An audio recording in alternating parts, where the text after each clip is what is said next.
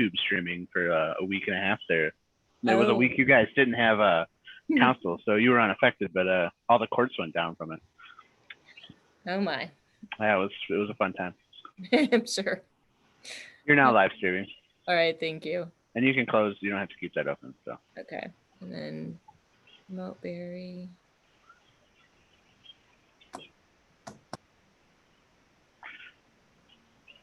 All right. I just sent Councilwoman a message, so we'll see if. Oh, there's Councilwoman. Okay. Hi, Kelly. Disregard my message. All right, Mayor, I am set on this end. Yeah, I see all the council are present. So, and we are at spot 601. Is that what you have? That's what I have, yes.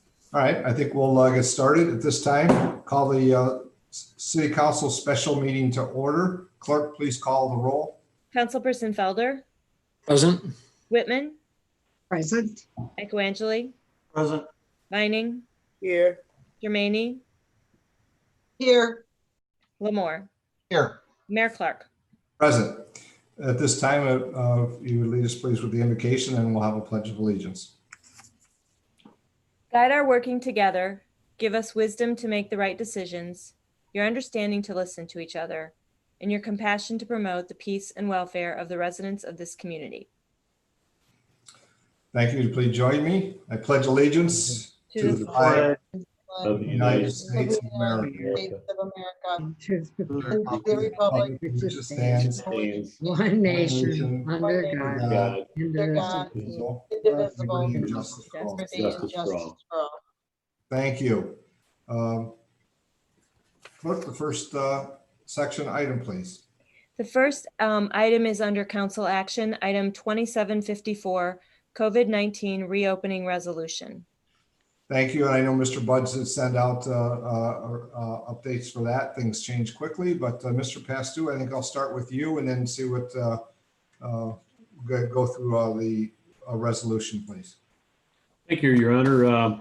As we concluded our meeting last week, we had received an updated executive order from Governor Whitmer. Didn't have a whole lot of opportunity to digest what it meant. Particularly, there was a couple of areas, recreation being one of them, that was impacted by it.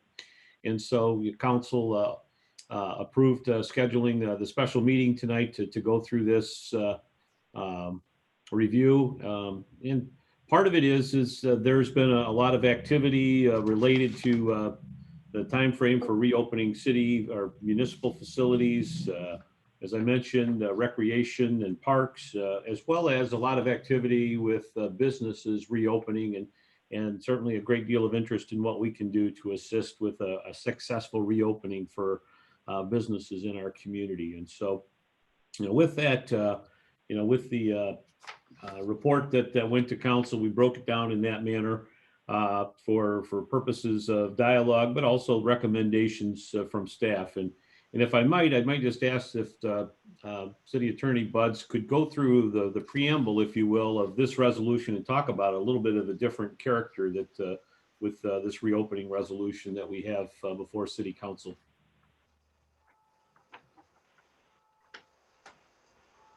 All right, it's muted. I think that'll be great. And also there may be some discussion points from the council on from the recreation or the downtown side. And I see that our recreation director is with us as well. So Mr. Buds, if you could kind of walk us through that, and then we'll see if there's questions or other thoughts by the council as we get through everything. Thank you. Thank you, Your Honor. So we have moved at this point, I think that at least as far as I can tell from I'll say legal and executive order perspective, into a new phase of the COVID-19 response. I think that the governor's office would likely agree with that interpretation. And so in consultation with the city administration, we thought it appropriate to move to what we are proposing to call COVID-19 reopening resolutions, as opposed to just COVID-19 resolutions that were largely in response from the outset.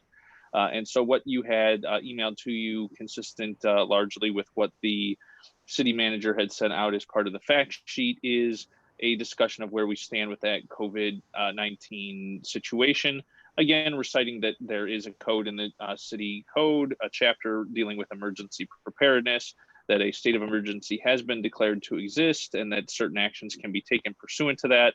Reciting that we do have those COVID-19 resolutions number 1 through number 8, and describing what the governor has done as far as executive orders that were cited in those various resolutions 1 through 8. And now the time has come for some relaxation of those restrictions. And as was discussed somewhat in the fact sheet, that Executive Order 2020-110 was issued on June 1st, which was largely a relaxation. And then we also had on June 5th, 2020-115, which further relaxed some of the restrictions on an additional timeline. So I've called those two together the reopening orders in this proposed resolution. In short, it says, and to summarize, as they're obviously longer and more detailed in some manner, the reopening orders, that retailers are permitted to reopen on June 4th, that restaurants, bars, swimming pools, and day camps can reopen June 8th, and that restrictions on non-essential personal care services, your salons, your nails, those sorts of things, those restrictions are to be rescinded as of June 15th. However, I think it's important to note that all of the reopening orders talk that work that can be performed remotely should be performed remotely, and that there are a number of safeguards that must be put in place according to the executive orders, things that are now starting to sound a lot more standard for us, which include social distancing by 6 feet and wearing face coverings when you're in an enclosed public space. The reopening order also talks about social gatherings and organized events. Again, to summarize, if indoor, the gathering or event may not exceed 50 people. If outdoors, the gathering or event may not exceed 250 people, and persons that are not in the same household still have to maintain that 6 feet of distance from one another. And there are also now some provisions that are in place about reopening indoor entertainment and in both, I'll call small and large scale. So both your kind of movie theaters, arcade type, and your arena and stadium kind of a type, but those are all subject to some pretty significant limitations on capacity based on either a set maximum or on a percentage of their normal stated capacity. So with all of that having been said, it also states that you have to, that you may, unless otherwise prohibited by local regulation, which is an important clause for all of us on this meeting, unless otherwise prohibited by local regulation, outdoor parks and recreational facilities may be open, provided though that they make any reasonable modifications to enable employees and patrons that are not part of the same household to maintain 6 feet of distance from one another, and that areas in which social distancing cannot be maintained be closed, which is also subject to further to be by the Department of Health and Human Services, which to my knowledge has not yet been provided as guidance at this point that I can say that I am aware of.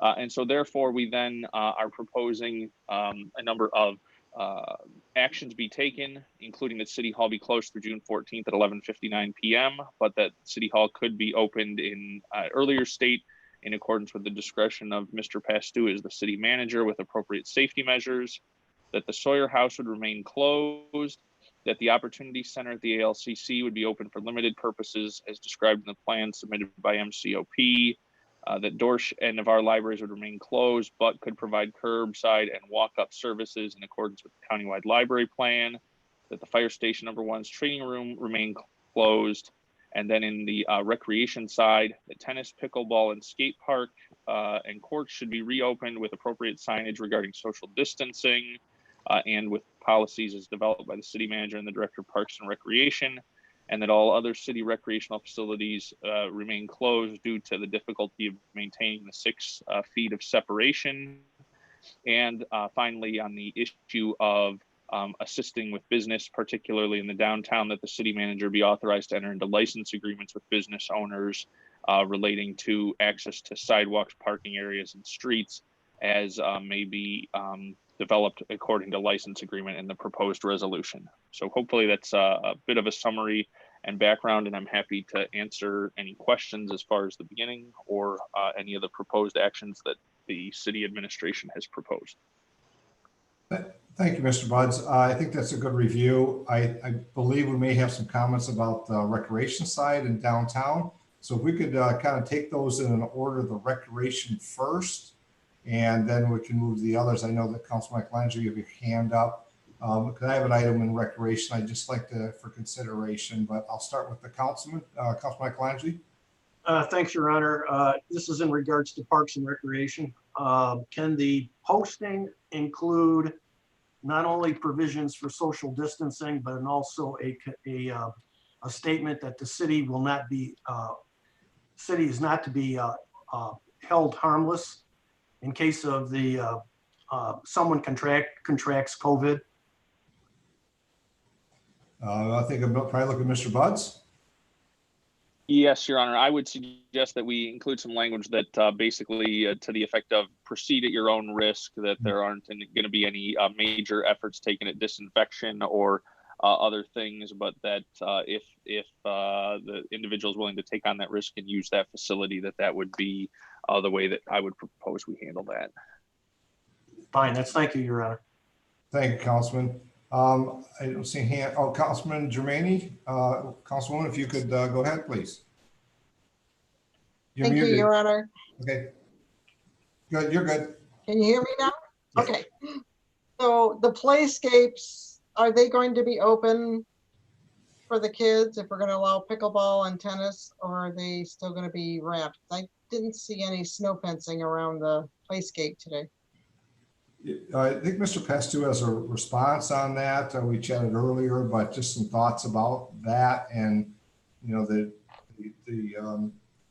multiple use by multiple students or youth. But Vince, if you could. Thank you, Your Honor. You know, in drafting this resolution, let me just say that I think last Wednesday, myself, Ms. Lapointe, Mr. Cochran, and Mr. Buds had a good discussion about, you know, the specifics contained in the executive order. And as it relates to the playscape, our recommendation was to keep them closed. And in part by its inherent nature, we feel that it's a very social activity. And in order to maintain that 6 foot social distance, we would find that difficult, if not impossible to achieve. And so certainly in the spirit of the executive order, we thought that would be the most prudent course of action to keep them closed for now. Thank you. So I have an item that I really appreciate the information on our last discussion on the recreation aspects, and the participation summary that was provided by the Parks and Recreation was very helpful. Looking back at that, I noticed one of the activities that our recreation, our residents and others from outside used was exercise in the park. And it was the Tai Chi and yoga. When you have over 700 people through the season use that, they're not going to be sharing the mats, and I think they could be social distanced. I believe there's an instructor that kind of coordinates that. So I'm not sure if that's on was still on the agenda for this summer. So I guess I'm looking for either city manager or Loretta, your thoughts on if that could be, I think it could be maintained to meet the aspects of distancing.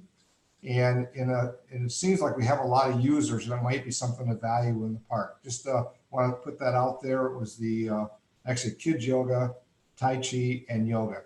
Either maybe Loretta, your thoughts, or Vince, either one. We be honest with Your Honor, we didn't talk a lot about that at our meeting last week. I don't know if Ms. Lapointe has anything she wants to give some consideration. You know, if we were to do it, I'm not sure we would necessarily have a problem if it was a private entity that was looking to do that. But in the past, we have operated the program and the registrations ourselves, have we not, Loretta? Mayor and Council, yes, we have. I think we did mention it at our meeting that we opted to just keep all programming down for the summer. Although they stand 6 feet apart, there's the logistics of logging everyone in. Okay. People then may not be registering, and there are a lot of indoor places that are offering this summer that could probably do the social distancing and have everything lined up. Okay. Probably more safely than we would. Thanks, Loretta. You know, I think about our parks are open for people to walk through, and of course, we are monitoring and making sure that the social distancing is maintained. And I at the same time, I think if there was people that were there to do it on their own and still maintaining those safe and structural distancing, I'm not sure we would tell them they had to leave because we allow the park to be used. It might be something maybe as was said by Ms. LaPointe, not structured through the department for programming, but understanding that as long as they're maintaining the other executive order items, it might be. I'm just kind of speaking it through. That's all. Other thoughts on recreation from the council members? I don't see any other hands raised. So let's move on to the other part that's within the reopening resolution here. Probably have some conversation. I know probably many of you, I have received various messages and phone calls, and that's related to the downtown businesses, primarily the calls I've received. And I think as this resolution reads, it allows the city manager to have these discussion with the business owners and license agreements, and it has some criteria. So thoughts from the council on the downtown activities and emails, information we received. I'll see if there's any comments. I don't see any hands raised. Other Councilman Michelangelo will start there, and then I'll go around the clock. Let's 1 second, please. So first, Vince, did you have something you wanted to add? If I could just add, Your Honor, part of the reason for going with a license agreement is there is, it's an overused term, but it's so fluid right now. All of the activity that the state is contemplating, particularly as it pertains to through the Michigan Liquor Control Commission.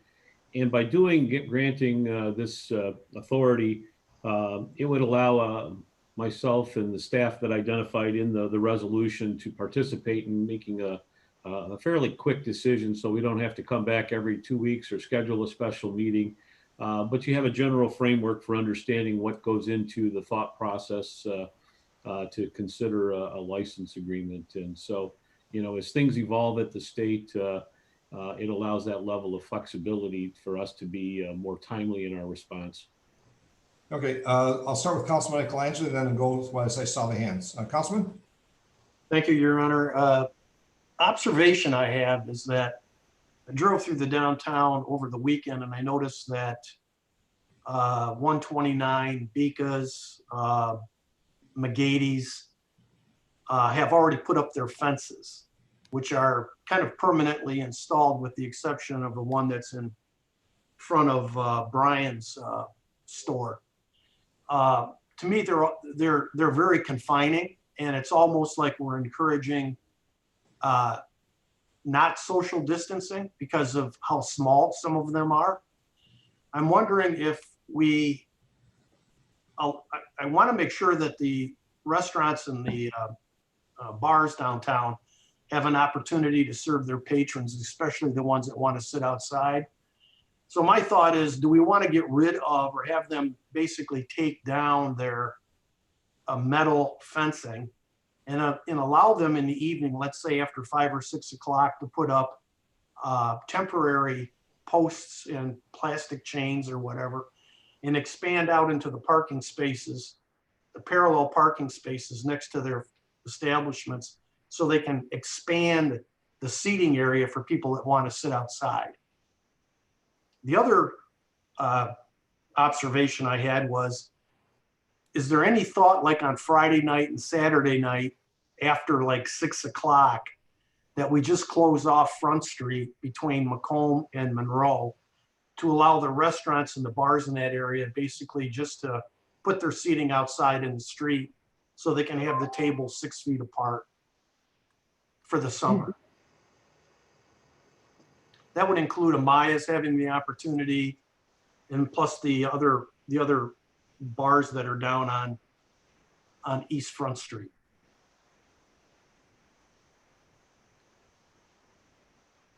If I may respond, Your Honor? Sure, please do, Vince.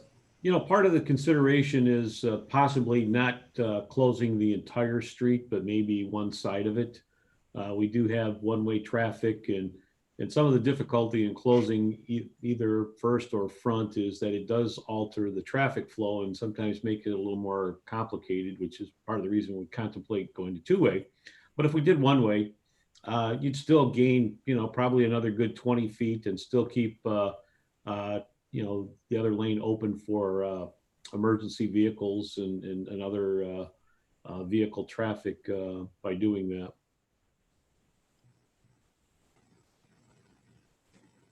Your Honor. Councilwoman Whitman, go ahead.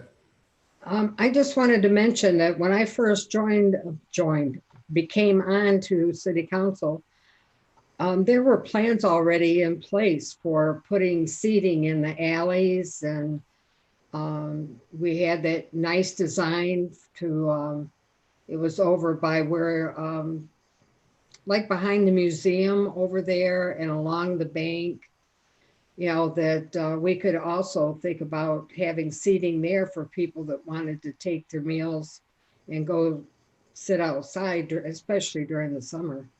Okay. Councilwoman Germaini, then Lamore, then Felder. Councilwoman Germaini. Thank you, Your Honor.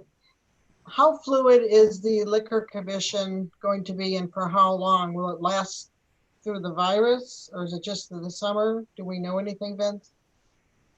I think that, the safe answer is certainly through this pandemic to get businesses back operating again. But I also tell you, it's long overdue for them to start thinking about some of these things. They are probably about as restrictive of an agency as it pertains to some of their, my issues in the past with them, the laws were written right after Prohibition, and we're still practicing the same way.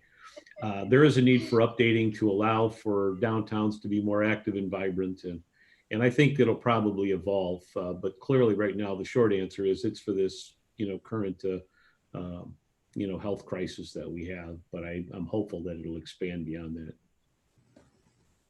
Hopefully, we'll have success and it'll expand. Thank you. Councilman Lamore.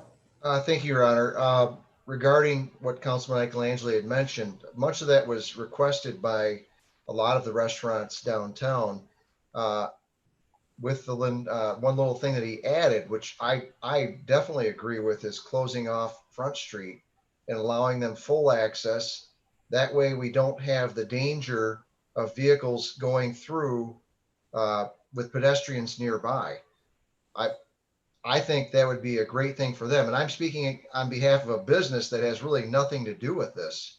It would basically be, prohibiting some of my business, which, be honest with you, I have no problem with that, as long as these other places can get started and get moving. And if it's going to help them out, I'd be very grateful to lend a hand on that. And I think, if we closed Front Street, I think that would be a fantastic thing for them. Give them all that space that they need. Almost create somewhat of a festival atmosphere with the allowance of having the social distancing. Councilman Felder, and then I'll get to Councilman Michelangelo again. Thank you, Your Honor. As with many of the other council members, I've heard many of the suggestions and from members of the community and the downtown businesses especially. And I think that we owe it to them to try and help our businesses here recover as best we are able in any capacity in which we are able. And this might be one small area in which we could lend a hand. The logistics of closing off a street at a particular time of day in terms of putting out barriers and then retracting them in the evenings or the mornings to allow traffic, as opposed to just closing down half the street for the entire course of the day. I don't know which of those is better, and I don't know what staff or manpower would be required to put out the barriers and who would be responsible for them. If we were to proceed in that direction, I would like Chief McCormick or the traffic committee to take a look at the safety of having this essentially diners in the middle of the street while the street is still in operation without a curb between them. I would defer to their safety recommendations on that issue. But I'm generally not opposed to doing that if it gives them more space to operate. Councilwoman Germani and I were on a call with the county health department earlier this week, and I asked the question of how communities and businesses would go about doing what we are discussing doing this evening, which is to have restaurants open their dining areas onto parts of the street while the street is still in operation, and then how we would go about doing that. And they said that they were pretty lax with it. They said that the 6-foot distancing rules would still be in effect. And if they had more space to operate, that would essentially allow them to escape those gates and have more room in which to seat diners. And I'm assuming that it's also a 6-foot distance between the active walkway of the sidewalk, but that the additional space would not allow them to exceed their 50% capacity. So as long as those things are being maintained and the police chief feels that it's safe to do with motorists, then I think I'm fairly in support of it. I think it's just a matter of working out the logistics of if we're going to do just the evenings, who puts up the barriers, who takes them down, who's responsible, those sorts of things. Okay, thank you. I see Mr. Pastu. Maybe I'll get his maybe a comment to some or his comments to that, and I'll get to Councilman Michelangelo afterwards. Your Honor, closing off the street has been, it's been done before. I mean, we've held a number of events on Front Street in the past, so it can be done.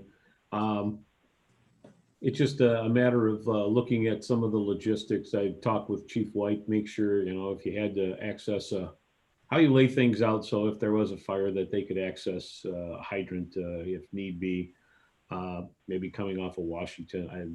But those logistic concerns are something we would address, but we've done it before. Then we just had, and the PDs went in there and provided notice to the property owners that, look, by 4 o'clock, you got to have your cars out here because we're going to be setting up. Mr. Lewis's department, does the setup as far as bringing in the barricades to help with that setup, as well as the takedown itself. So, I mean, it can be done.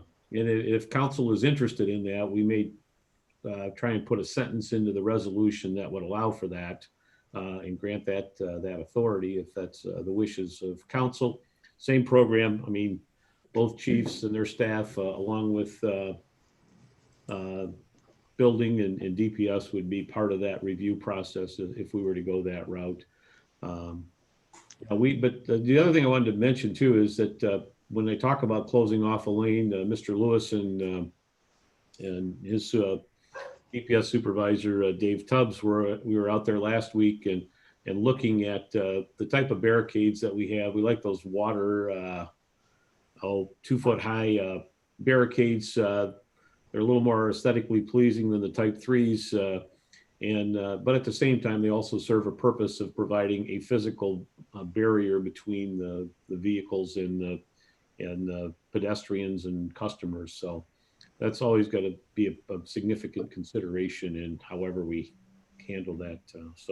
But it can be done. So if council's interested in doing that, and again, part of it's going to be what they referred to as the DORA, which I'm going to ask the mayor again what that stands for. He told me today. Downtown open. It's the downtown outdoor refreshment area. Yeah, okay.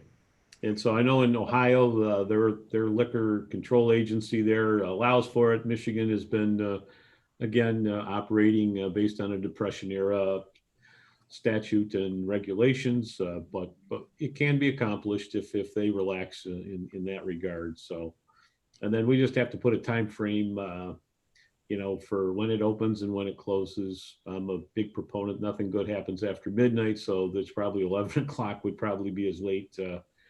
But interestingly enough, if I may just follow up on it, if you were to occupy the street, Annette Knowles, who I think is online as well on the phone, it indicated to me when she sat in on a webinar last week, one of the big challenges is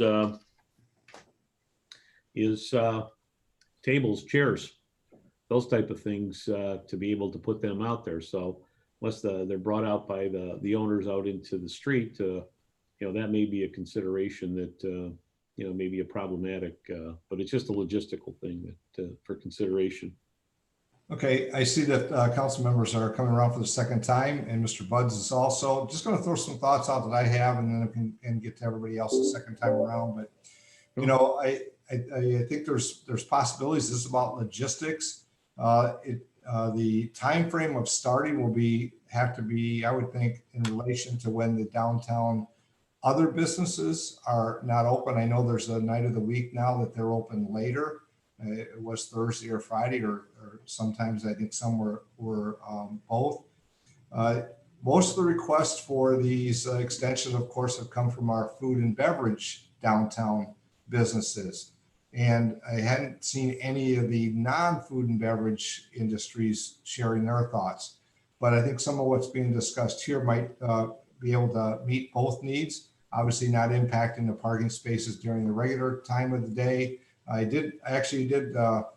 received a call from one, and I called a couple others just to get their thoughts on this, and of course not wanting to be restrictive in their business atmosphere as well. So maybe there's a time frame that is an evening, that maybe it opens at that time. Then we get into this was mentioned about the logistics of placing and unplacing, but it all can be done. It's just how methodically we go through it.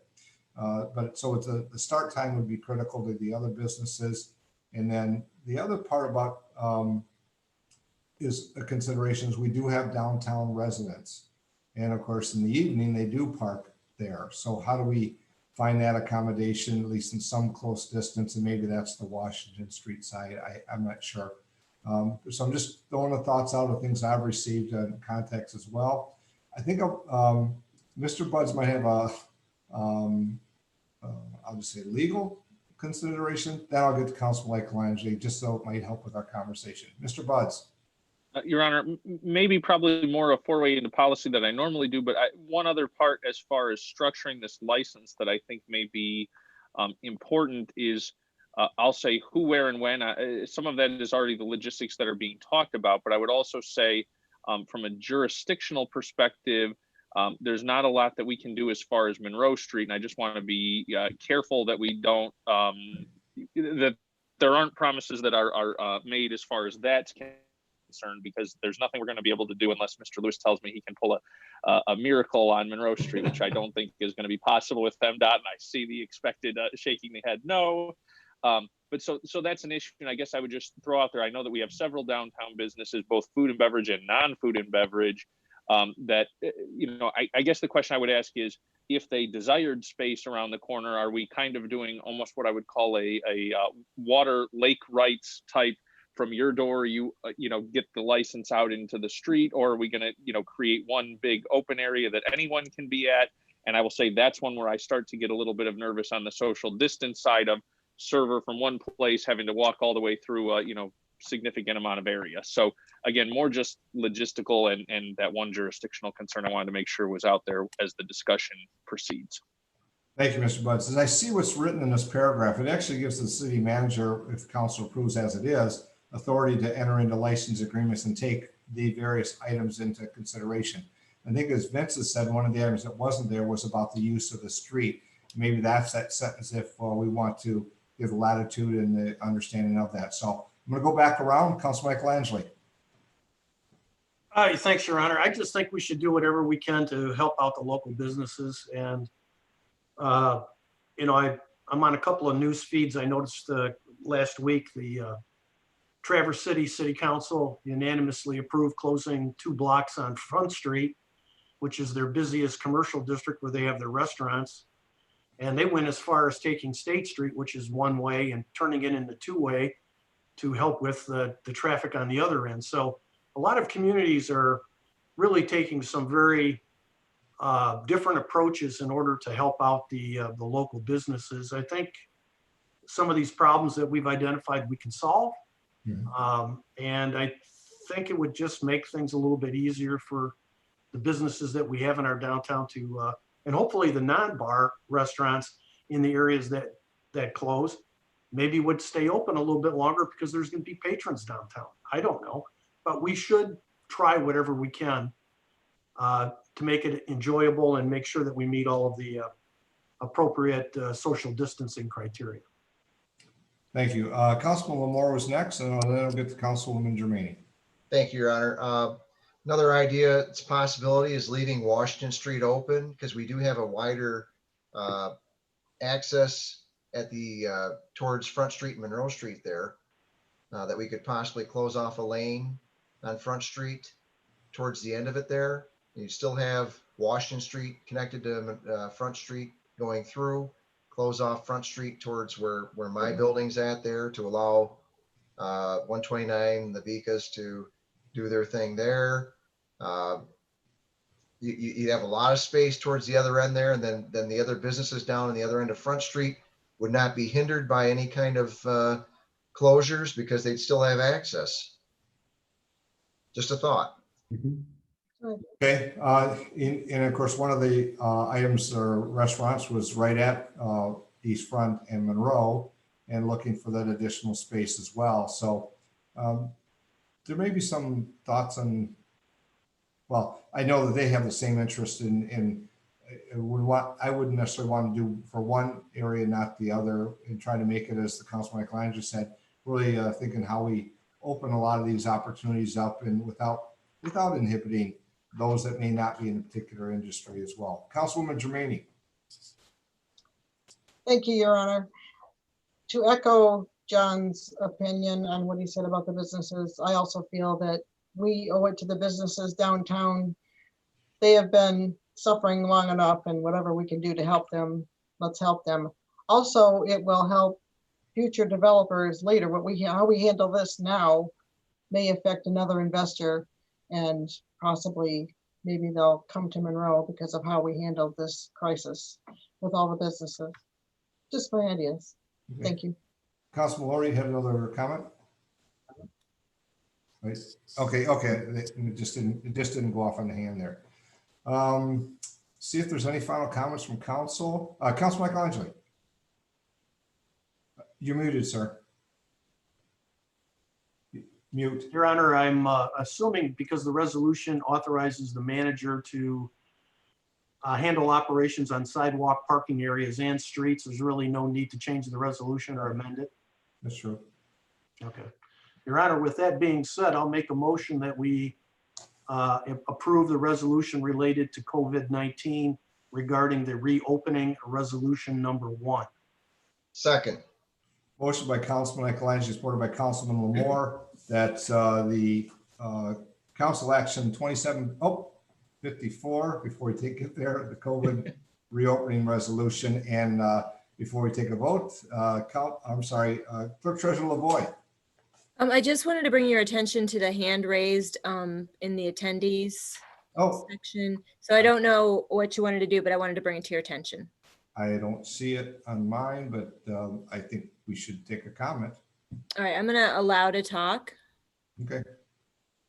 So as the person that's going to be coming on to talk, just mindful of the rules of the chamber, continue here for 3 minutes. I guess you want to weigh in on the downtown. Just say your name, please. Mr. Speaker, good evening, Mayor, Council, and everyone else. Thanks for coming. Can you hear me? Yes, Chris, go ahead. Just a few things real quick, maybe just before you guys vote. Number one, with the Michigan Liquor Control Commission, that date, I'm just jotted some things down. It's October 31st. You're allowed to be out till, just so you know. With that being said, I guess, and I just want to make it clear that, so right now the resolution is going to be so Vince and the staff can make some decisions. So we're not coming back every 2 weeks and figuring out what to close, what not to close, who to do this and who to do that. Is that kind of what I'm hearing real quick? Yeah, the resolution, Mr. Beacon, kind of goes through the manager has the authority to enter into license agreements with business owners to expand operations, sidewalks, parking areas, and streets. And then there's some criteria in there about emergency vehicle, protecting customers, and pedestrian walkway, sufficient parking for customers on other land use, and then make sure it's good with the adjoining businesses. That's kind of what's passed, but it gives the manager the latitude to have those conversations with business owners and what they may have for a proposal. And also, as Councilman Michelangelo said, a broader overview of some of the streets there, what might be able to be put in place with some additional thought with the manager and the administration and staff. For sure, and I see that, and I just wanted to tell you as well, like truly thinking like in the big picture, being with that DORA program in Toledo. I don't know if anyone's ever been down there to see that, Yep. and I've actually have. You know, we may not have to close a lot if that were the case, and actually it isn't. There's a bill, it says the Senate Bill 942 is, you know, that they're allowing these social drinking, what are they, social drinking zones is what they call that, you know, and that could be the certain area. And that might even be easier. I don't know how quick we can make sure that worked out. We may have to do two little things as far as that goes, but then, you know, we could probably take down fences and just spread out the seating, if that makes any sense. You know what I mean? You know, so that would be probably a good thing too, you know. And one concern, and I know obviously one of my, you know, my negatives is on Monroe Street, you know, so I know it's going to be like challenging to get some more seating out there. Like the way it sits right now, I probably would have maybe, you know, 6 people, you know, or 4 people. So, and I get that, you know, just as long as we can maybe expand that, because here's my fear, and I get it. You know, I'm all for the whole downtown. And let me tell you one other thing. I really truly believe that by doing some of this, as you know, Councilman Michelangelo said, I truly believe that every business downtown, it's not just going to be the bars and restaurants. I think we can kind of, you know, as I said again, like a pandemic, to do some things that I was hoping for the last 28 years of my life since I've been downtown. Anyway, so, you know, that's my thing about, you know, Monroe Street. If we just say, okay, you can have a few seats and then Front Street's closed, everybody's going to go to Front Street, you know, but I obviously with liquor control might be able to do some things where I have an area on Front Street, let's just say somehow, to do some things, you know, obviously like Amaya's will be okay because they're kind of on Front Street as well. So there's just all things to think about. And I guess if we're able to pass this, you know, resolution, then obviously we would talk to Vince. Is that what I'm, the city manager? Okay. Thank you, Mr. Bika. You know, Perfect. Thank you. Yep. Thank you. You know, thought is, I know you have, while they have a business as well, maybe an agreement with one of your neighbors. Yeah. Obviously with appropriate insurance, you might be able to expand one way, you know, further south or something, a short distance, just to make a few extra spaces, but still maintaining that, you know, passability, the ability for the walkers to pass too. Just a thought, and I'm sure you're thinking of those things as well. I know. You know, real quick, sorry, one more thing I wanted to say though was about, and I know I sent an email to Annette about like just public space in general. You know, like obviously like in Detroit and these other cities, what they're doing is you know, maybe someone would come eat, you know, get a lunch to go and sit somewhere in a public space, meaning maybe where like the DT building used to be, the fountain. And I know obviously maybe something to talk about the county as the range or the, you know, where the gazebo is, to have maybe there's more seating. That's what I know in Detroit they're doing, that they're putting seating. You know, they're activating these certain public spaces, not for alcohol, you know, maybe if that Right. door ever happened, but just for more seating where people can feel more comfortable to sit, you know, come from the bank, get something to eat somewhere, and then go to a spot and sit down and eat, if that makes sense as well. That's all I wanted to say. Thank you. Right, thank you. I see a couple of hands before we vote. Councilman Michelangelo, and then I'll go to Mr. Pastou. Muted.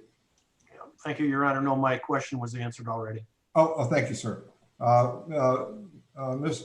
Pastou, before we take the vote, you have a comment? Your Honor, Mr. Bika is correct that it is based on the LCC. It is October 31st. Ms. Nolan had texted me as well that is the date now. So I don't know if you need to make a modification to that motion, but you know, I prefer to just stay consistent with what the state has.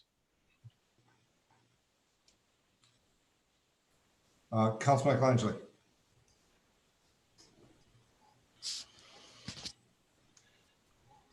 I'll make an amendment to the resolution that we change the date from October 15th to October 31st. I maintain the second. Very good. Then we have a motion and a second with that change. Final comments. I see no hands. Clerk Treasurer, any other hands? I don't see any. Okay, then please call the roll. Councilperson Felder, Yes. Whitman, Yes. Michaelangeli, Yes. Vining, Yes. Jermaine, Yes, Lamore, Yes. Mayor Clark. Yes. Next item, please. The next item is under presentations. It's item 2757, discussion proposed downtown license agreements. Thank you, Mr. Pastu. Your Honor, there's a couple of license agreements that are a couple of proposals that came to the city that we think would make for good license agreements to improve, the appearance and of the downtown. The one I have in there, I mentioned in the fact sheet, is property owner at 100/102 West Front.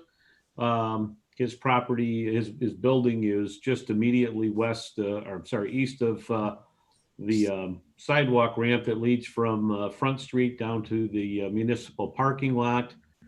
And he's willing to maintain that green space in there, and just looking for approval from the city and, whatever terms and conditions that we think would be reasonable. He's certainly willing to comply. He does live now above his storefront, and so plans on being there and take care of the appearance of it. And I think it would be, a good thing for the overall for the downtown. They would get that direct and immediate care and attention. The second one is, and I'm going to let Mr. Cochran talk a little bit about the request that we received from Scallywags Pet Shop downtown. Good evening, Mayor, City Council. As Vince mentioned, I've had a couple conversations with Scott Kegris, who owns Scallywags downtown, a great business who adds a lot to the area. And he's got some issues with the space that he's currently in right now. He's run out of storage, and he's trying to figure out how to increase the amount of storage that he has for his additional product. And that would likely include the use of his basement. However, there's challenges with accessing the basement on the inside. There's a very narrow and steep stairwell on the inside that's not very conducive for carrying product up and down the steps, as well as accessibility for deliveries. And so he would like to have exterior access to his basement on the rear side of his building toward the river.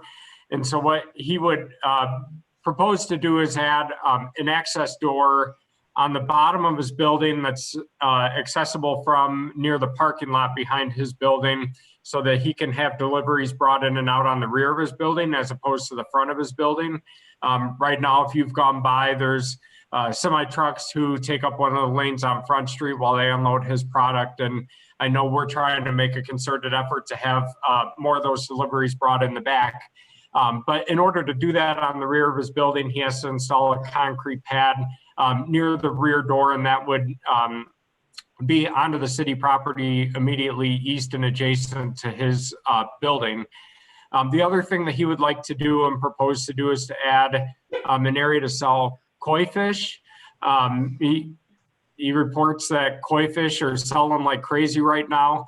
And so he'd like to add an area toward the front of his building, closer to Front Street, where he could build a koi fish pond, obviously safely, and make that an appealing outdoor area to for passerby, but also to increase his business in terms of that product line. And then the area between the koi fish toward the front and then the concrete pad in the back door on the rear of the building would be landscaped and taken care of. Mr. Kegris does have a facade grant that he's working on to improve the facade on his building as well, and he would like to incorporate all of this into one project. And so what we've discussed various options with Mr. Kegris. I know he's going to get a draft drawing together to me to show what he's proposing.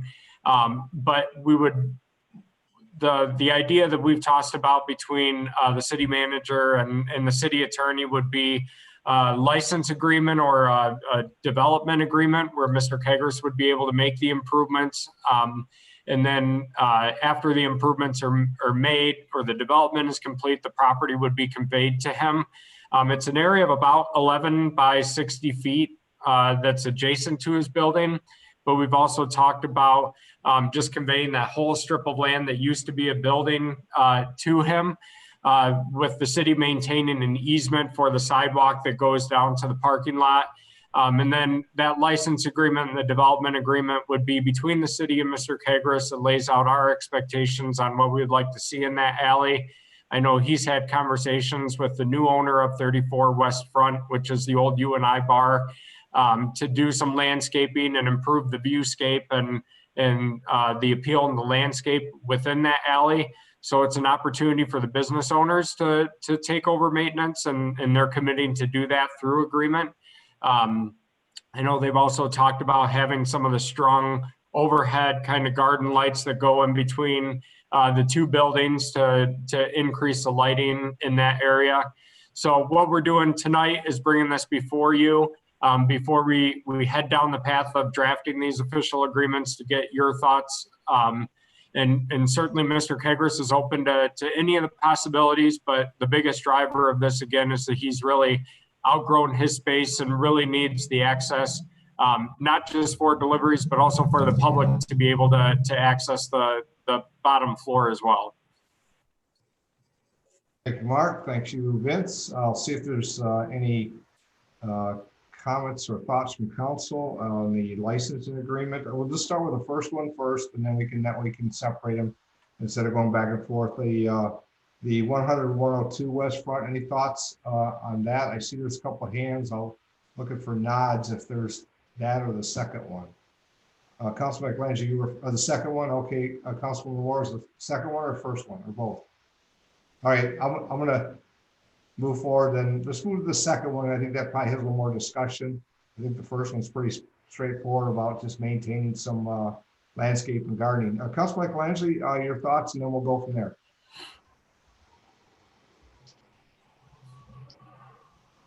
I'm sorry. Off. Yeah, that's okay. Yeah. I don't have a problem with working with either of the property owners on some of the requests that they have, but with the pet shop, because there's a couple other things going on, I would prefer to see a drawing to see all of the changes that are being proposed. Mm-hmm. And that can be with the development agreement, but I think maybe before we actually get into a development agreement, if the property owner could at least sketch something on a drawing to show us exactly everything that he's thinking about would be helpful. Thank you. If I may, Mayor. Oh, yes, please do, Mr. Cochran. So that is one of the items that I talked with Mr. Kegris about, and he has committed to getting that to us so that we can present that to City Council. It's just helpful to know whether this is something that City Council has an appetite to take a look at before we go too far down the road. But certainly that's understandable and something that we'll work with him on. Okay, thank you. Councilman Moore. Yes, thank you, Your Honor. These are the types of things that we're looking for on council, how we can help out the businesses in downtown Monroe. And this is precisely one way right here. So I definitely would entertain him being able to do such things, as well as the property owner at 100 and 102.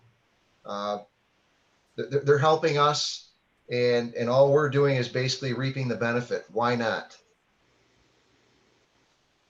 Thank you, Councilman. I think they both have merit. I think that one's probably a little more detailed and complex than the other, but not to say that it can't be done. I think that the conversation is a good start point. I think some rendering on the second item would be helpful, but I agree that it has merit from the idea of not only aesthetically, but increasing business in an area that the owner sees value and is currently involved in and sees a greater opportunity there as well. So I'll see if there's any other hands. Councilman Michelangelo. No, Your Honor, you answered my question. Oh, okay. They both have merit. let's see the details. Yeah, exactly. And I think that they moving forward. So I think there's pretty, I would say, Vince, if you have any, or Mark, if you have any questions, or at least I'm hearing support if that's what you're looking for. And obviously, as we move forward. Appreciate the guidance. Thank you. Yep. All right. So there's no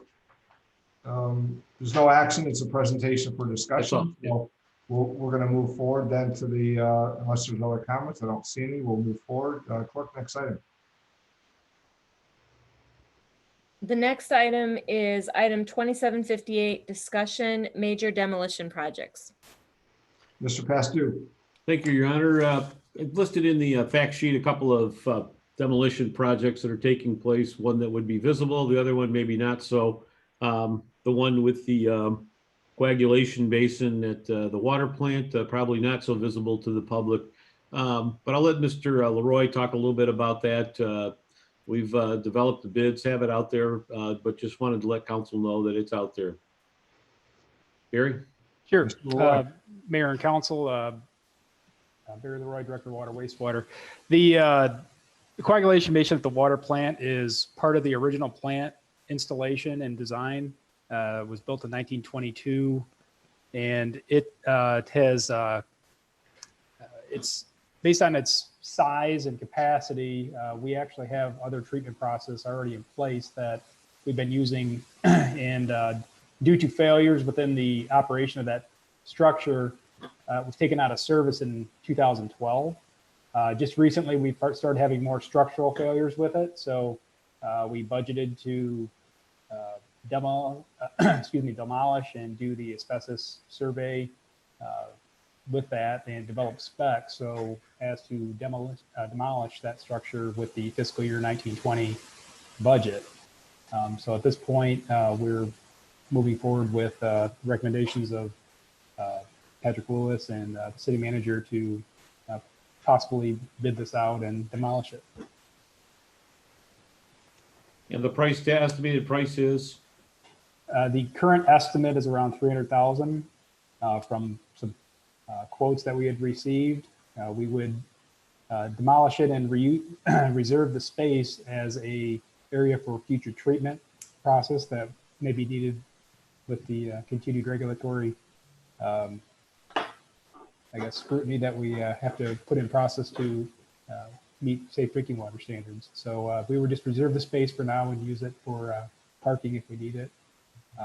Temporarily. So given the magnitude of the price, I wanted to let council know, that we have this item out there. If it comes to council, it'll likely be one of the meetings in July, but it has got a hefty price tag. So I just felt I needed to let you know what this is all about. So if you have questions for Mr. Leroy, feel free to inquire further either right now or at a later point in time. Thanks, Barry. Thanks, Vince. I'll see if there's any questions at this time. If not, some things that might come later. Councilor Michelangelo. Thanks, Your Honor. Barry, I think I heard you say that this is included in the 2021 fiscal year budget. It's included in the fiscal year 1920. We included it with the projected. So if a bid does come through for the consideration for an award in the 2021 fiscal year, we would recommend probably pulling those funds forward. Okay, thank you. Okay. Any other questions? I see none. Vince, you want to review the second item on this? I'm going to put Mr. Lewis on the spot because I have a third item to talk about the fire station, but could you do a quick review of the bids that'll be presented for council next Monday night? Very good, Mr. Lewis. Honorable Mayor and Council, Patrick Lewis, Director of Engineering and Public Services. We have the 2020 building demolition program. That's got most of our scattered site residential on it. We did have the low bidder that we were unfamiliar with, a company named Vincon.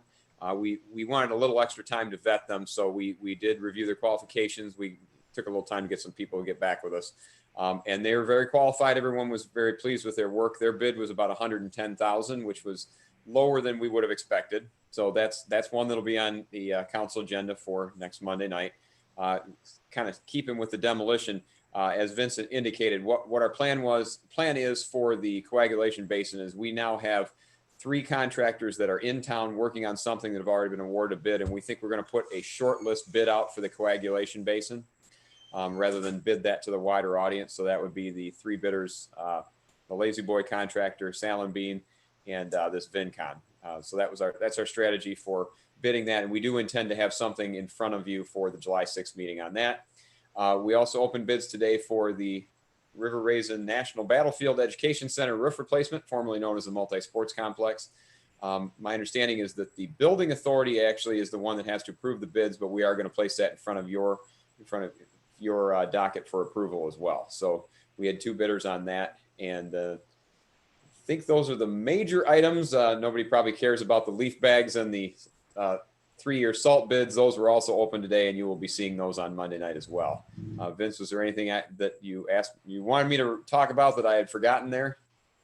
Maybe we'll save it for city manager comment to talk a little bit about the concrete paving bids and the sequencing of the projects. I know I had a conversation with council member last week regarding where Harrison fits into that. So we'll save it for that aspect of the meeting. So sure. And maybe the only other thing to mention as far as bids is that we had the ALCC interior renovations out for bids. That was scheduled to open today. We had a number of questions on that from bidders. We had a couple of them also asking for a postponement because of concerns about there's a lot of subcontractor trade work, and that they were having difficulty getting their subcontractor bids back in time because not everyone was open fully yet. So we did extend the bid due date on that one till the 22nd. So those will be in front of you at the July 6th meeting. Thank you, Mr. Lewis. See no other questions from council on those. Mr. Festu, the fire station. Talk about the fire station.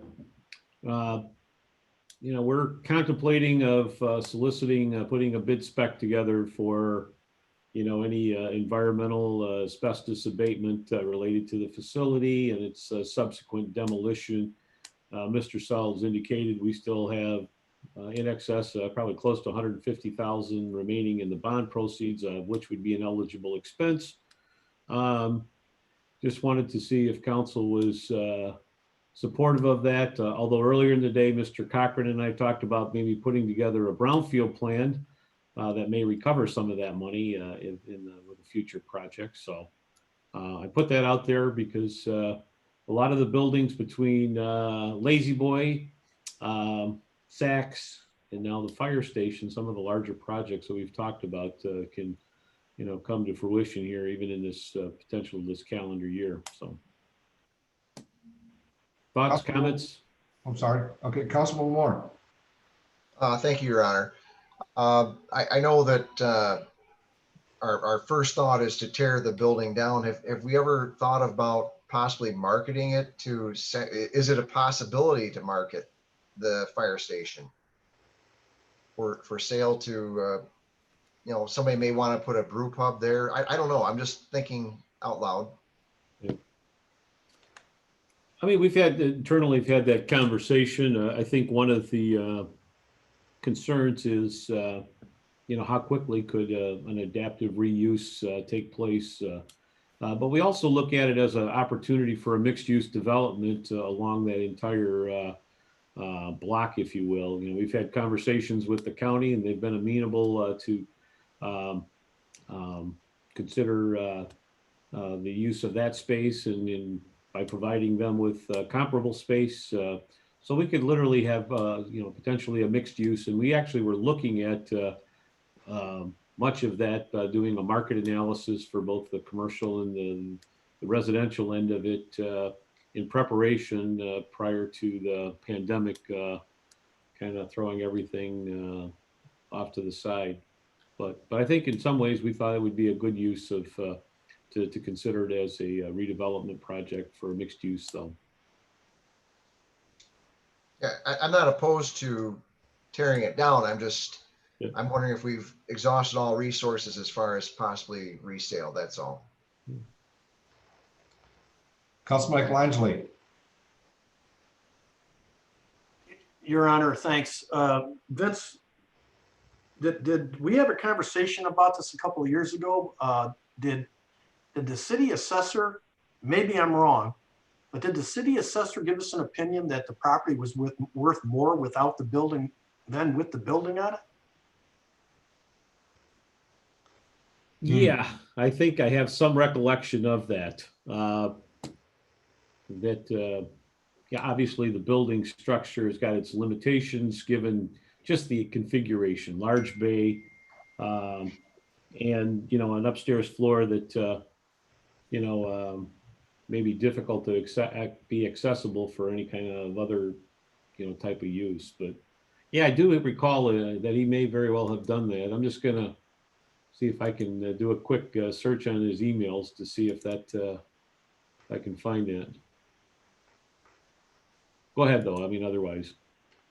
Okay, Councilman, other thought, or is that? You know, I you know, Councilman Lamore was talking about, you know, like a brew pub. I know that in downtown Fenton, they had a old fire station that they converted into a restaurant. In fact, they call it the Firehouse. But that was like taking the new fire station that we have and shrinking it like by 2/3. It was like a historic 1-story fire station with real tall ceilings and big doors. It wasn't a 2-story structure like we have, which has that, you know, really weird roof line and some of the other environmental issues that we have. So, you know, it's a good thought, but I just don't know how functional the building is for that kind of a use at this point. Thank you. Thank you, Councilman. I think there's something about the ceiling being suspended from the roof as well. That's in the first floor. So it's an oddity that you have to remove and redo or something. But yeah, it's worth the discussion, absolutely. And I see that Mr. Pastu is still searching yeah, that comment. I think what we'll do is if you don't have it, we can obviously follow up and maybe just send back a item to council at a later time. There's no immediate rush. I mean, we Right. could do a little more follow-up work on it. But I thought since we were talking about demolitions, it might be time to start giving that one some consideration. So, thank you. Other comments from council members? And this is again a presentation on the demolition projects that were discussed here.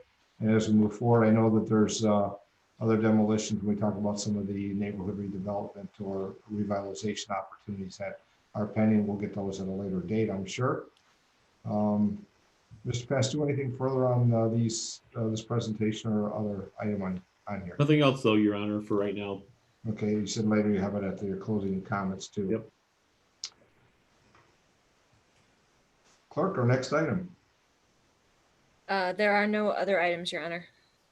Okay. So it's council comments, and it is June. Councilman Felder. Thank you, Your Honor.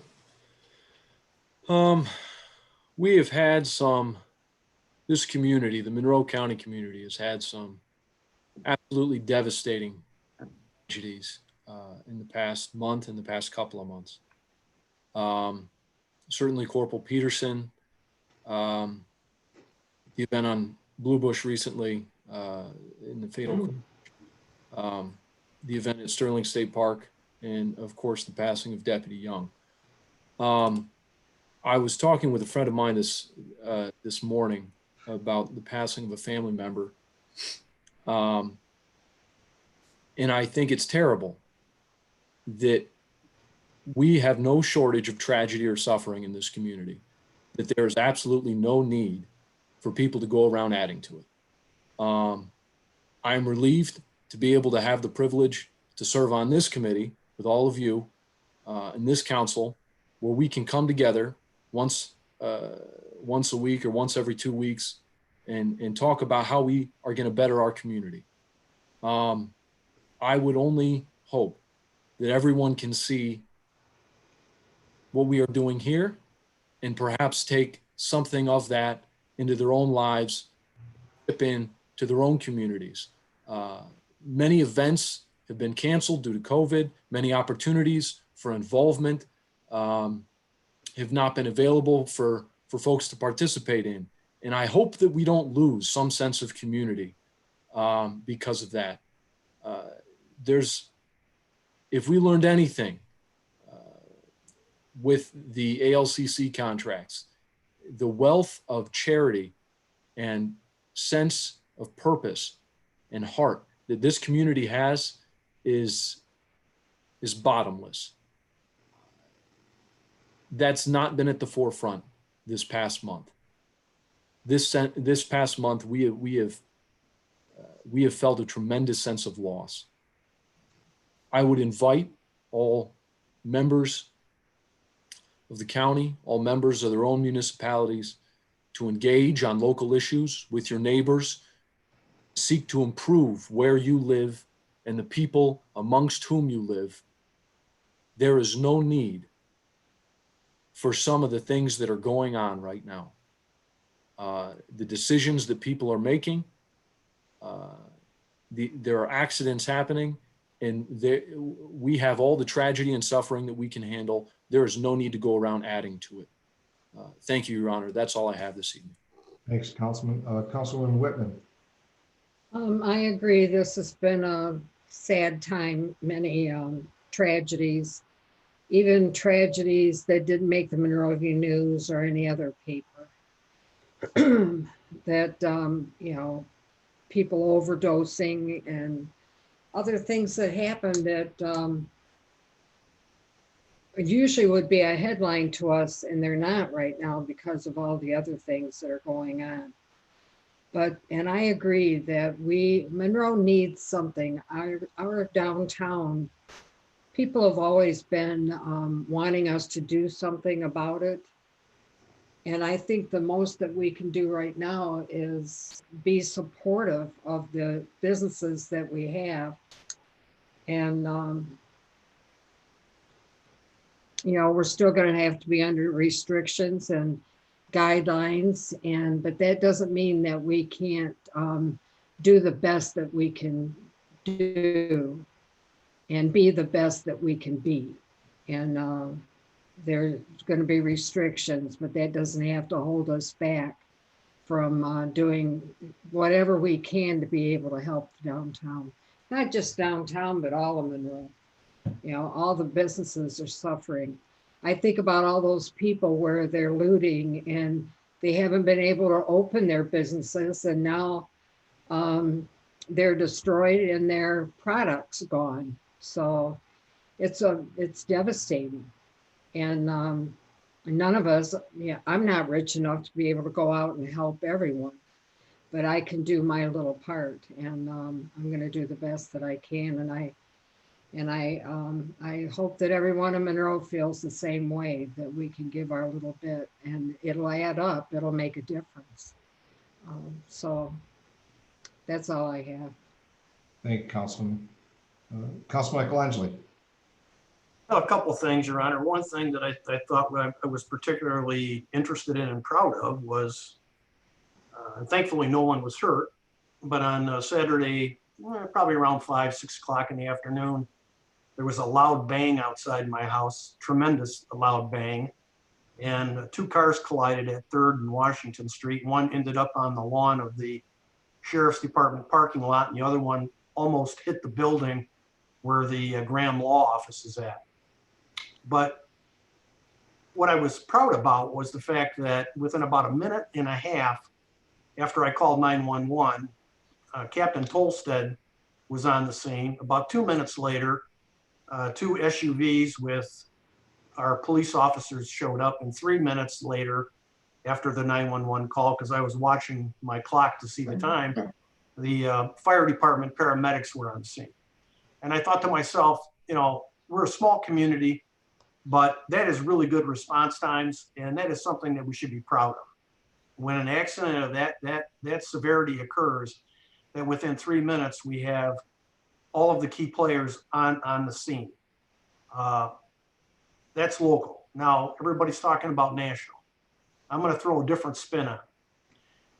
My spin on what's going on nationally is one that it's unfortunate what happened with the looting.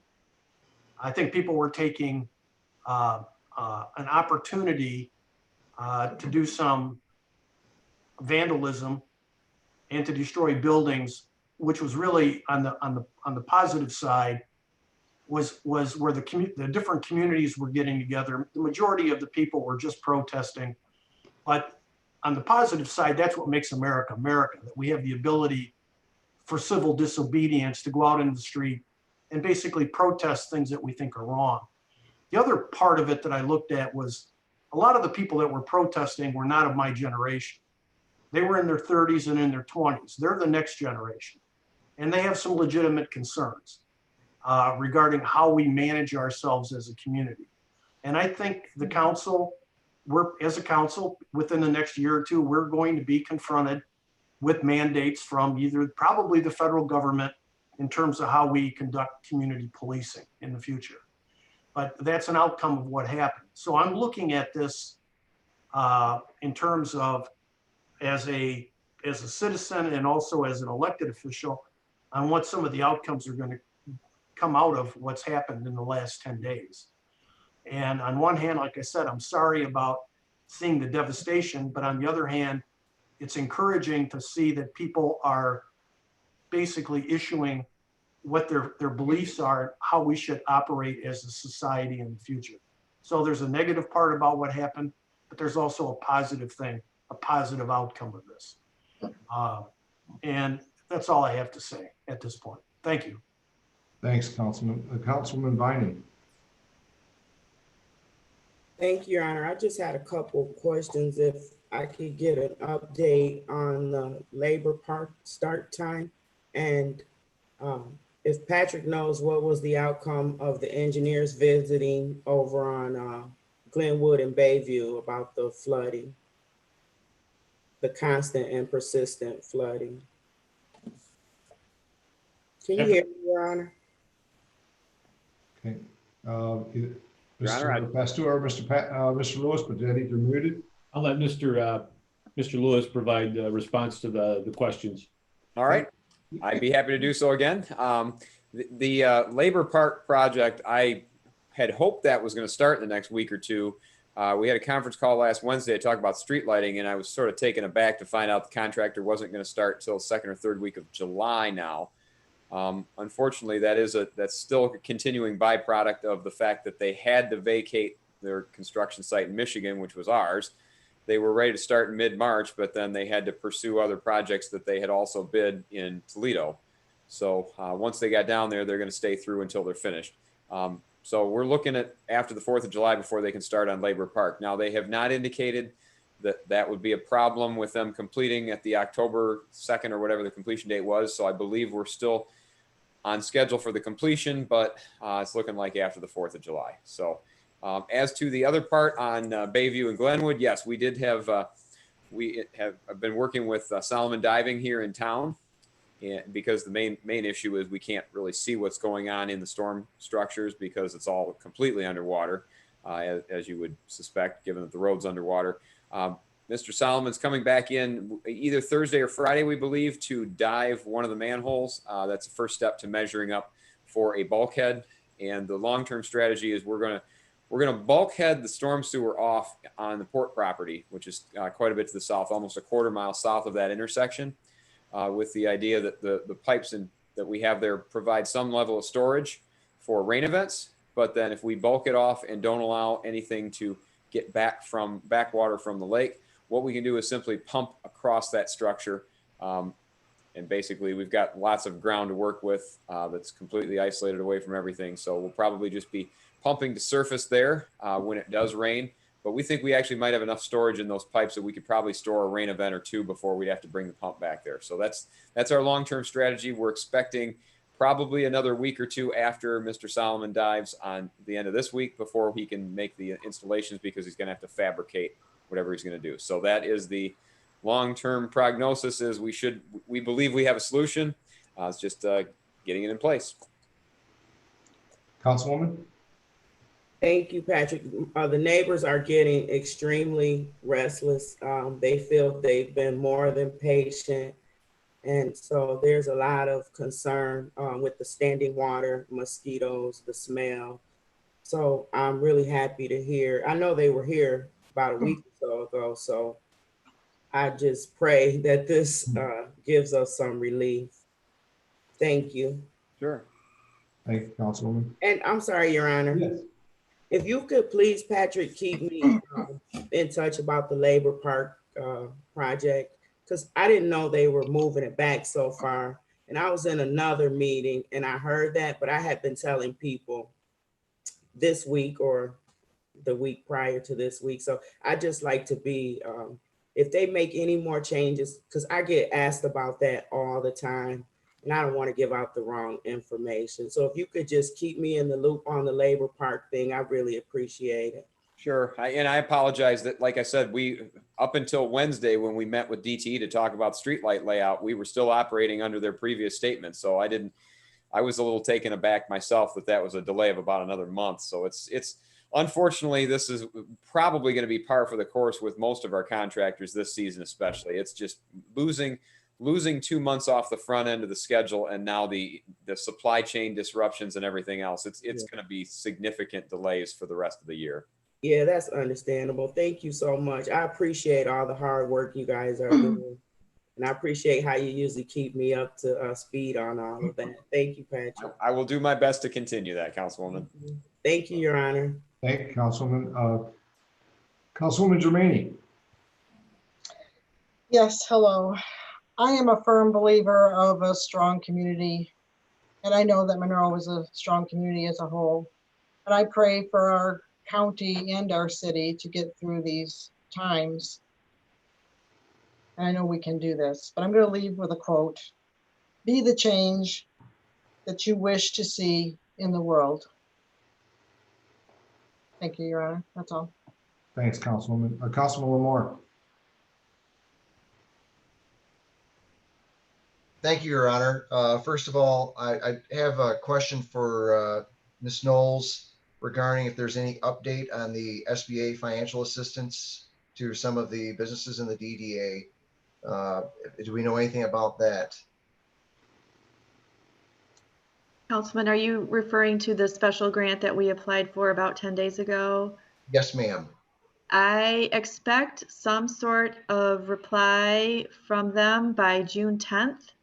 Okay. So we're hopefully find tomorrow or Wednesday whether or not our grant application was successful. I'm still keeping my fingers crossed. Appreciate that update. Thank you.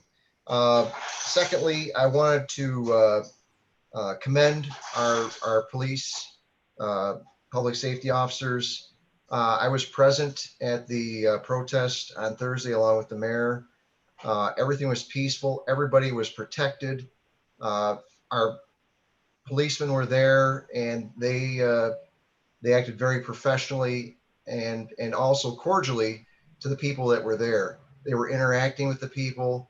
I want to send my congratulations on doing a fantastic job of being very professional at the protest on Thursday. So thank you for their efforts there.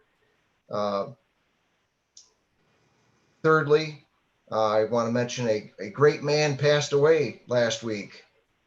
He worked in downtown Monroe for 70 years and devoted to his life and his family, business, and community.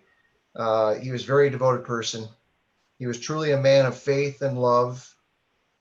I speak of my father, my best friend and business partner. He will be truly missed downtown.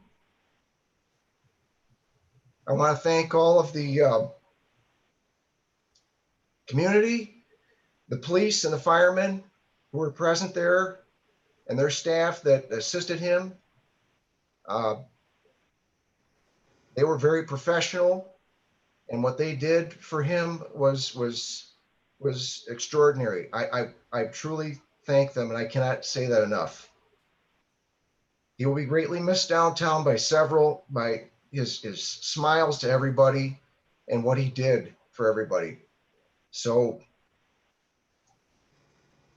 thank you. Thank you, Councilman. I'll start by saying for myself and the council, we send our condolences. Obviously, your father's well-known, long history within our community. And while his passing has occurred, we know that the memories and the life he had here will not be forgotten, not only by family, but also the community. I have a couple of just brief comments. I'll start with follow up with Councilman Lamores on the peace demonstration in March from last Thursday. I want to say that it really ties to Councilman Michelangelo. I saw the youth and the age and the leadership and a message that was presented about their concerns, not only today, but the future. But then at the same time, it was peaceful. They had their message. I think it was well received, but also the positive interaction with the Monroe Police Department, as was already stated, and others, and an opportunity to speak while I was there, speak with them while I was there. And I think there'll be opportunities and openings for a future dialogue as we get through this period of time. And the tragedies have been from a variety of aspects, that we'll have opportunities to move forward as a community, because if we're not doing this together, then we're not united, and then we'll have future problems as well, which I think we can overcome. I think we do have a strong community, as the council members have all said, and how we move forward. We will have to be together and collective in our actions. And it's not promises, it's got to be actions. My thoughts for Monroe County, who supported us greatly in one of our recent tragedies, and here now tragedy strikes down, and the opportunity to not only send our condolences, but our support. And they also lost of the deputy in a tragic crash here just within the last week. And then we, as was stated, things continue, unfortunately, and the negative items that are there, and the incident that occurred out at Sterling State Park, which is just appalling and just unacceptable. And while it's the broader aspect of our community as a county, it's still our community as well. I know this incidents and those unacceptable actions, we get calls at the city. I get calls as the mayor, and I'm sure the council members do as well. And I'm not just going to simply say, well, that's not our area. It is our area, because we collectively have, I think, a broad county-wide perspective of helping others and others helping us. And this incident equally has to be shouldered here in the relationship of how we give a response back to it. And it was, I know that as the person was taken into custody in the prosecutor's office, did review that and give the appropriate charges of ethnic intimidation, as well as the assaultive charge. I bring it up not as all the tragedy that we're having, but knowing that collectively, and whether it be through our prosecution, criminal justice, our police, our community, we all have to stand united. And I want to go back and talk about the peace demonstration. And I, like was said with Councilman Michelangelo, I take that as a positive. I think it shows what we have within our community and what will come, not only just now, but in the future. I think I'll stop there, and my best for all, that we all stay healthy, stay safe, help our community, as was said. We have to help each other through these times, and not just the good times as well. And I look for a lot of promise here with the actions that we do. Clerk Treasurer Lavoy. I just have one thing. There were a couple of comments made tonight, and obviously there's a lot going on. Some bright spots and some things that we need to work through. Personal sadness, societal sadness and challenges, and we will get through it. One of the best ways that I know to combat some of those things that were discussed tonight is through my job, and that brings us back to elections. One of the ways that people can get involved in the community is to step up and volunteer to become an election inspector. It is a paid position, although there are some that do it just to do it and not to get paid. So the city of Monroe will be having precincts open in August and November. I don't anticipate that changing. So we will be in need of election inspectors. If you're interested, you can reach us through the website, or you can just give me a call at 734-497-5319, and I'd be glad to help you get involved that way. The other thing I wanted to make sure about is that we have access to all of the precincts. So Patrick, you probably know what I'm going to say. I know that the Navarre Library was and needing to keep it open for elections was built into the planning for Labor Park, but just want to remind you that we're going to need to make sure that parking lot is available and that the on-street parking is available, because August I think is going to be a very busy election, and then obviously it'll be done by November, hopefully, but November as well. So if you could just keep that in mind. I wanted to say something while I was thinking of it. So, and that's all I have, Your Honor. Thank you. Before I go to Mr. Pastu, I received a call today. I understand there'll be another Peace March coming up sometime this month.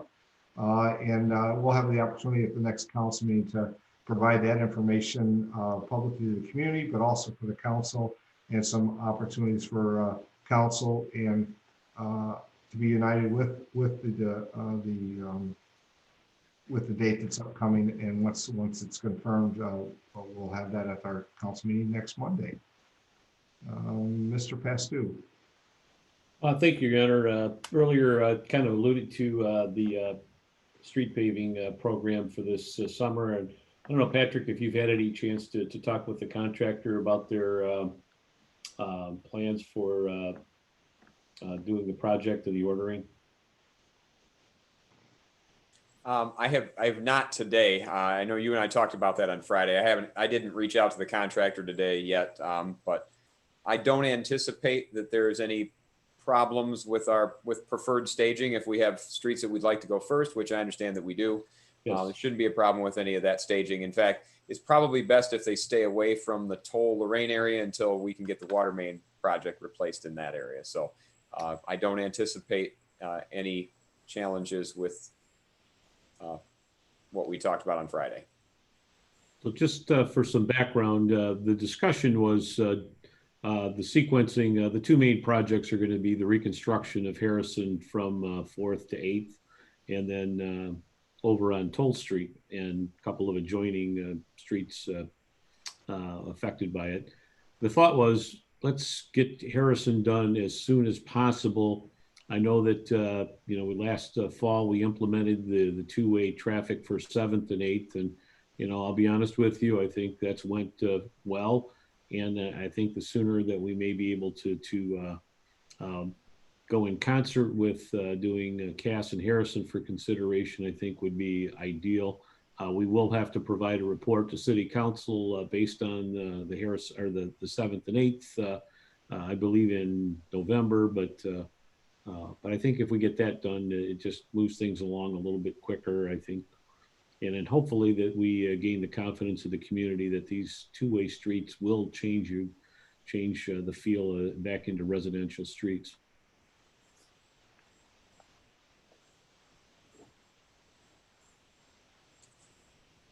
No comments? I'll go on to the next one. Sure. Just a couple of items for the next meeting. I want to let you know we have on a closed session, we've got the item that we didn't complete at our last regular meeting. We'll put that back on, and then we're going to have an item for related to land acquisition discussion that we will have. We think we need to have with City Council. So I have those two items. The other item is we have received the roof bids for the National Park Training Education Facility, and two bids came in very close. One was $344,000. The other came in at $348,000. So we've got a building authority meeting Wednesday, I believe it is, and we will discuss those bids and then come with a recommendation for council to ratify action that's related to that. So, but a big ticket item, bids came in today and a little higher than what the architect's estimate was, but we'll share that with council Monday night. Councilman Lynch, do you have a question for Mr. Pesto on this? Actually, thank you, Your Honor. No, not for the city manager. While I was thinking about it, is our meeting on June 15th Zoom, or are we meeting in person? Mr. Pesto, I thought Zoom, but your comment. Oh, it's still Zoom. Yeah, I think Zoom? I'm looking at Mr. Buds. I believe we're good through the end of June. Okay, thank you. Yep. Good question. Thank you. Because for those that are listening, but also as it gets put out there. I think Mr. Buds had a follow-up. Yes. Your Honor, I was just going to say, yes, the executive order as it stands right now relating to remote meetings is still in effect through the end of June. Okay, very good. Thank you. Mr. Pesto, do you have other? Nothing else to follow up from that. Thank you, Your Honor. Okay, with that, I think that all have had opportunities. We'll see our clerk. Is there any comments from those that are on that would like to have follow-up comments? Yes, Your Honor. Mr. Bika would like to address the council. Thank you. Mr. Bika, please do so at this time and mindful of time. Can you hear me? Just make I can now, yes. Just a couple final thoughts. One, as the mayor brought up earlier in, the meeting, is like, and maybe Loretta could comment too, it's like the yoga in the park. I truly think we shouldn't close the door on things like that, just something to keep as things are changing rapidly, like region 6 and 8, if you guys know, like the up north regions, they're already at like 250 people capacity outdoor, along with social distancing. And, usually, some of the adults that bring kids or adults and kids, they could space them 6 feet apart. I just think, our community, especially with everything going on, kind of needs, things like that and events like that, if that makes any sense. Just something to think about. I think it really, like, that could work, something along that, or maybe we think outside the box. The other point real quick that I just had thought of, I think about that fire station, and I think about, doing some things that would be great to do something with it, but maybe because of the county, I think they have a parking lot maybe behind there. I think that's the county's, I could be wrong. But like a land swap, maybe with LaRanger Square would be nice to have control of that. I don't know if they would do something like that, but I just was thinking about like the fire station. It is an asset, and it's probably worth more, like Councilman Michelangelo said, or someone about, being just the parking lot or just no building there. So that's it. That's just 2 thoughts that I had. And just one other thing, Brian, it was just, I had the privilege of knowing your dad for a lot of years, and I just want to give my condolences to Brian, and it was just, a pleasure having him around. It was a great conversation. That's it. Thank you very much. Okay, thank you, Mr. Speaker. I know that as this continues to evolve and the executive orders and changes, and Mr. Pastu and administration will be updating council on opportunities, whether it be further administrative action or even recreational that might fit with as we move forward. So thank you. Looking to see if there's any other comments from council. Seeing none at this point. Clerk, is there any other online? I'm sorry. I don't see any, Your Honor. Thank you. Then a motion would be in order. Motion to adjourn. Second. Motion by Councilman Lamore, supported by Councilwoman Whitman to adjourn. Clerk, please call the roll. Councilperson Felder, Yes. Whitman, Yes. Michelangelo, Yes. Leining, Yes. Germaine, Yes. Lamore, Yes. Mayor Clark. Yes. Thank you all, and thank you for your comments, and please be safe, and look forward to seeing you all again soon. Thank you. Everybody. Good night. Thank you, everybody. Bye.